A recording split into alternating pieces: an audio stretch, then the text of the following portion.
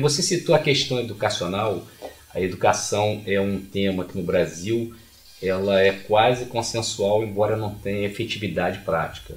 Mas tem um outro item que eu considero talvez tão mais importante que a educação, que é a cultura, não do ponto de vista do consumo, mas de construção de sentidos, de identidade, de ecossistema dos outros. Eu queria saber o seguinte, você na sua trilha drummoniana, caminhante faz o teu caminhar, se você poderia conversar aqui com a gente alguma experiência cultural mais marcante que você viveu nessa cultura de rua, ou que te vem à cabeça agora, para a gente compartilhar aqui com nossos colegas internautas.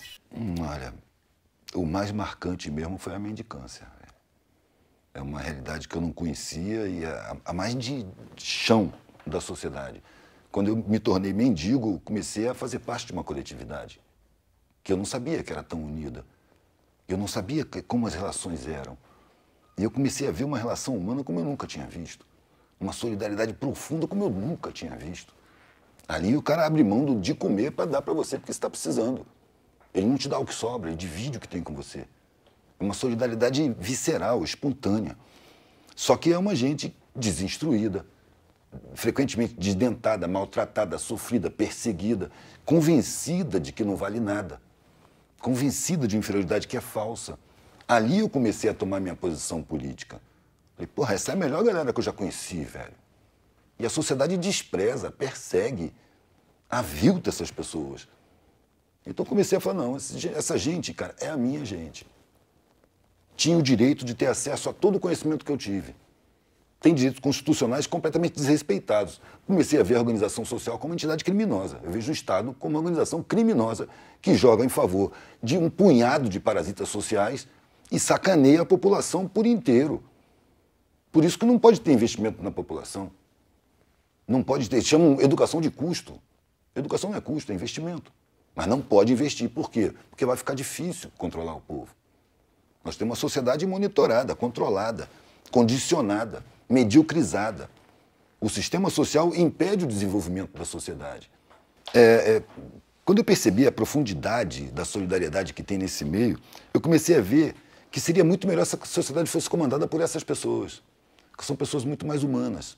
Eu acho que o sofrimento faz elas ficarem mais humanas, elas se unem, eles sabem que são alvos potenciais na sociedade, eles sabem que podem ser acordados com fogo, com pancada, eles sabem que são párias e que qualquer um pode fazer qualquer coisa com eles, certo de impunidade. E aí eles se unem de uma forma tão visceral que se tornam pessoas muito melhores. Eu via nesse... Eu conheci um mendigo, chamava Empresário, lá em Pernambuco, em Recife, num casarão. E um dia ele era o mais solidário de todos. Ele sabe conhecer de ervas medicinais, ele buscava, trazia para tratar de ferida, ele sabia qual era a comida que alimentava bem, você precisa comer isso, ia lá, arrumava na feira, na xepa. E um dia eu encontrei esse cara em Boa Viagem. Eu fiquei na feira de Boa Viagem vendendo os brinquinhos que eu fazia. E na hora de dormir eu procurei uma casa abandonada, fui lá, vi que estava embarreirada, dava para entrar, mas estava embarreirada por dentro. Aí eu bati, pedi licença para entrar, abriram para eu entrar, era, claro, mendigo, né? Era o empresário que estava lá dentro. Ele falou, pô, maluquinho, chega aí, tô cozinhando a mandioca aqui, não tinha ninguém para comer comigo, então, estava cozinhando numa fogueira, numa lata de óleo assim, um monte de macaxeira. E ali nessa noite eu dormi ali com ele me arrumou o papelão, e ele me contou a história dele, ele tinha sido empresário, de importação e exportação, coincidiu com uma outra história que eu vivi também. E ele não podia conviver com a família, mandava a família de férias, e estava ocupado sempre em desenvolver a empresa. E um dia ele mandou a família de férias para o estrangeiro e o avião caiu e a família morreu. E ele estava trabalhando na sede da empresa, quando chegou alguém e falou com ele que o avião tinha caído, a família tinha morrido. Ele falou que deu um branco na cabeça dele, não sentiu dor, não sentiu nada. Ele deu um branco, ele levantou, tudo ali perdeu o sentido, ele se sentiu fora do espaço. Saiu, todos os funcionários olhando para ele, para ver a reação do patrão com a tragédia. Pegou o elevador, desceu, saiu, foi andando, ninguém foi atrás. E ele foi andando e não parou mais. Foi andando, isso era em Maceió, pegou a estrada, foi baixar em Pernambuco a pé. Já chegou todo rasgado lá.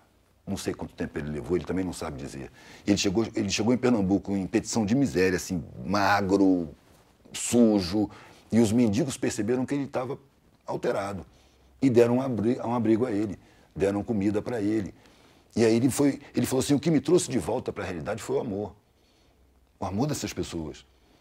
E quando eu me dei conta que eu estava na realidade, que eu estava no mundo, a minha família é uma lembrança tão distante que não me doía.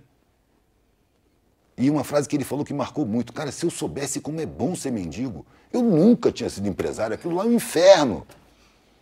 Quer dizer, o cara fez uma mudança que clareou a mente dele, clareou a visão dele. Ele percebe que não precisa ter muita coisa, precisa ter bons sentimentos, você precisa ter solidariedade, você precisa ter integração. As necessidades materiais são muito poucas.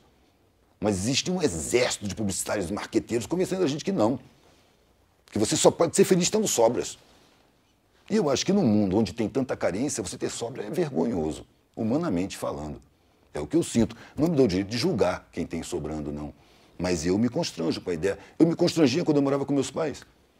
Eu já ofendi minha mãe e meu pai, dizendo que eu tinha vergonha de estar tão bem vestido diante dos pobres.